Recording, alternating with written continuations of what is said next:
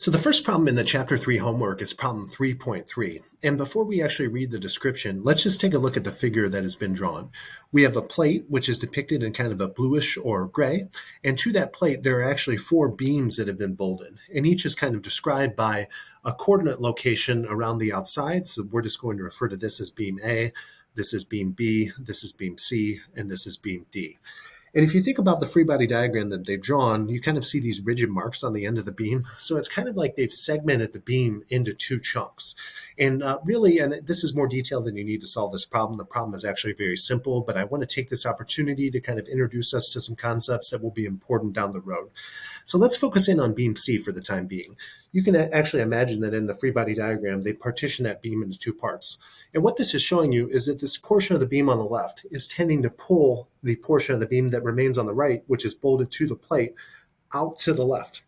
So if you think about it, what that would mean alternatively is the portion of the beam that remains on the plate is pulling that portion of the beam that we removed to the right. What I'm trying to do there, and it might not make sense, is to show you that this beam itself, what we're actually depicting there is an internal force. And the beam is actually in tension. It's being pulled apart in whatever particular loading configuration that we have. Versus beam D, if you look at the direction of its internal force, it's actually being compressed in that particular configuration. However, we don't really care about what's going on the inside of these beams. What we care about is since the beams are actually bolted to the plate, as you can see here with these bolts, they're going to effectively exert a force on the plate. So really the equilibrium that we're looking at here is the equilibrium of the plate. So because this beam C, for example, is bolted to the plate will be pulled to the left. Because beam B is bolted to the plate and beam B is in compression here, it will actually be pushed to the left as well. So both of these two beams, the forces that are developed in them, are tending to push the plate to the left. Alternatively, we have the forces in beam A and beam D. Beam A has both a horizontal and vertical component. It's tending to push the plate to the right and push the plate up, versus the beam D, the force that is being developed in it, is tending to push the plate to the right and down. So what we're curious to do in this problem is if we know that the magnitude of the force in beam A and beam C is 6.5 kilonewtons and 3 kilonewtons respectively, so we know these two. The question is, can we determine the force in the remaining two beams, which is B and D? And you can probably look at it and just see what's going on here. Since B and C are both related to horizontal forces only, and A and D are the only two that are involved in keeping the plate in equilibrium in terms of moving up and down, what we'll see is if we do a decomposition of A into X and Y components, and if we know that magnitude, we would effectively know how much beam A is tending to pull that plate up. And what that's going to allow us to do is to solve for what FD needs to be for the given geometry in order to pull down in an equal manner to keep it from moving up and down. And then we'll eventually do the same thing to make sure that all of the forces that are pulling the plate left and right are balanced as well. So let's talk about how we would actually go about doing that problem. So the first thing that you might want to wonder about is this plate has quite a bit of geometry to it, right? All of its sides have dimensions and whatnot, but they've only drawn in a couple of angles. And you might ask yourself, well, is this going to be sufficient for me to actually solve this problem? And the answer is yes. And you might wonder why that answer is yes. And it relates to the fact that we can actually employ and model this plate as a particle. And the reason that we can do that is if we were to extend the line of actions of all the forces, and in my drawing, it's a little bit hard to see. However, if you go back to the original figure in the text, it'll be a little bit clearer. The lines of action of all those forces actually pass through the origin. And what that means, whenever we have lines of actions of a forces acting on a body, all passing through the origin, it means that we can employ a particle model. And in a particle model, recall that we're going to essentially ignore the physical dimensions of the actual body that's acted upon by the forces, and we will consider its mass if we need to. In this case, we don't because we're kind of neglecting the weight. So the second thing is, what does the book mean by actually being in equilibrium? Well, equilibrium just means that the resultant force, which is the sum of all the forces acting upon the body, is zero. And what that means practically is that the pull to the right and left has to counterbalance each other out. There's no X component of a resultant force. And that same thing applies in the vertical direction as well. So whenever you see a problem like this and you notice that there are multiple, in this case 4 coplanar forces, since the geometric technique for adding vectors is so cumbersome whenever you have more than 2, probably the first approach that you're going to try to do is just to decompose each of these forces, in this case, into their x and y components. We're in 2 dimensions. It's a coplanar force system, so we don't have to worry about z in this case. And of course, for a couple of those forces, we don't know the magnitude. However, for each of those, we're given enough information to express the direction. So even for the 2 where we don't know the magnitude, FB and FD, we can express each of those vectors in terms of a single unknown. So we're going to have one unknown associated with FB, one unknown associated with FD. And in general, for two-dimensional equilibrium problems, we're going to be able to write 2 independent equations associated with summing all the forces in the x direction and making sure that they're equal to 0, and summing all the forces in the y direction and making sure that they're equal to 0. So we're probably going to have a statically determinate situation here where we're going to be able to solve for FB and FD. So next, let's go through and do all the decompositions. And even though these are kind of numbered in the book in a weird fashion with A here, B here, C here, and D here, I'm going to go through and do the decompositions A through D independently. And I'm just going to retain all the geometrical information that I need. So if you notice FA, we know that it acts at a 60-degree angle relative to the horizontal. That is the actual standard angle. So if we don't even want to think about SOHCAHTOA, we can just plug into the formulas that we know. We're given that its magnitude is 6.5 kilonewtons. So if I draw and decompose it in a forced triangle where its x component is horizontal or adjacent to the 60-degree angle and its y component is opposite of the 60-degree angle, notice that both the x and the y component point in the positive direction according to a traditional coordinate system.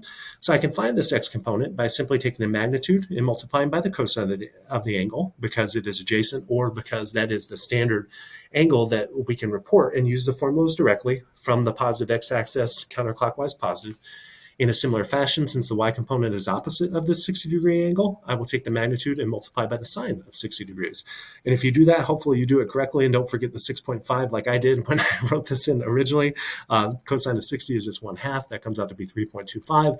And sine of 60 is root 3 over 2. I just approximated it as a decimal for now and carried around extra precision than we typically need to avoid any rounding errors. We will find that FA has an x component of 3.25 kilonewtons and a y component of 5.6292. Again, just carrying around additional precision because I'm eventually going to round to 3 sig figs. What's special about FB and FC? Well, if you notice, FB and FC are both arranged purely on the x-axis, so they're not going to have a y component.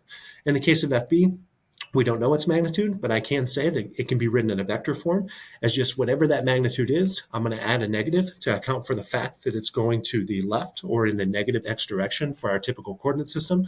Same thing with FC, other than the fact that I'm given the magnitude of FC as 3.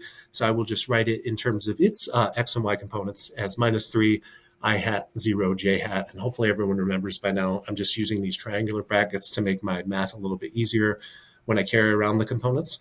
In terms of FD, if we kind of extend that line of action through the horizontal here, we notice that these 2 angles are congruent. So look at the way that the original geometry is given to us and look at the way that I've drawn in this 45-degree angle. And hopefully you can kind of convince yourself that the 45-degree angle which you're given is equivalent to this 45-degree angle in the triangle.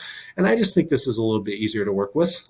Notice that in this decomposition of a forced triangle, the x component is going to point in the positive x direction, but the y component will point in the negative direction. So if I use this 45-degree angle, since the x component is adjacent, I'll take the magnitude and multiply by cos 45. No sign adjustment needed since I'm in the positive x direction. In contrast, for the y component, since it's opposite, I'll use the sine function, and it's pointing down, so I need to add in a negative value. And if you notice, I am unable, I don't know what FD, what its value is, so I'm just going to leave that as an unknown, and I will put the value of the cosine and sine of 45, which you can either write exactly as square root over 2, or if you put in 0.707, that's okay. Just don't forget to put a negative in for your y component. So what does it mean to be in equilibrium? Well, if it's going to be in equilibrium, that means that the resultant force acting on the body is 0, which means that for those 4 forces, if I add them together, the sigma notation is just a shorthand for sum. If I add them vectorially, I will get 0. In order for a vector to be 0, that means that both of its components are 0. In this case, both, since it's only a 2-dimensional problem. So if I sum the 4 x components, they better equal 0. And if I sum the 4 y components, they better equal to 0. Well, that's all that I'm showing below here. For the x components of the vectors, I have the x component of FA, FB, FC, and FD. I know 2 of those. I know FA's x component and FC's x component. I don't know FB and FD. And just be careful here as you're kind of bringing down the signs that you're being consistent with the decompositions that you wrote. For example, since FB and FC are both directed in the negative direction, even though technically we're adding the forces up, we're adding them consistent with the signs of our coordinate system, so those both become subtractions in this case. Clearly, this equation I'm not going to be able to solve. I don't know either FB or FD. I have two equations and one unknown. However, when I sum all forces in the y direction and set that equal to 0, I do get something that I can solve right away for FD because, as we mentioned earlier, when we looked at the problem, there is no y component of FB or FC. So basically what this equation is saying, and just to look down again, we don't know FD, we do know FA, is FD, the amount that it's pulling down, has to offset the amount that FA is pulling up in order to keep that plate in equilibrium. So in this case, given FA, I can solve for FD to be 7.96 kilonewtons, rounded to three significant figures. If I substitute that back in to my horizontal equilibrium equation, horizontal equilibrium is just a fancy way to say that the sum of all forces in the x direction must be 0. Substituting back in, now this is a determinant equation. I only have one unknown, and I can solve to show that FB is about equal to 5.88 kilonewtons. So hopefully that was a pretty easy problem for you. Just remember the definition of the resultant force.